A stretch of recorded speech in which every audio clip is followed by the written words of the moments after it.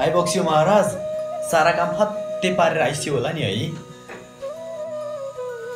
यसरी लखर लखर डुल्नु भन्दा बरु बेलैमा केही पैसा आउने इलम गर्नु नि। बाबा अहिले मलाई पैसा भन्दा पनि आफ्नो सपना पुरा गर्नु छ। अझै कति दिन त्यो सपना सपना सपना भने पैसा लाग्छ स? यस्तै हो भने तसँगैका साथीहरू 5 वर्षपछि चिल्ल कार चढ्ने हुन्छ, अनि त त्यही रोडमा पैदल यात्री बन्ने हिँड्छस् होइन है? तँलाई त्यो बेलामा कसैले के गर्छस् भनेर प्रश्न सोध्यो भने एन्सर के दिन्छस् भन त? म यो धरतीमा जन्मेको जित्नलाई हो, जिउनलाई मात्र होइन। किन बुझ्दैन मेरो फ्यामिलीले? किन?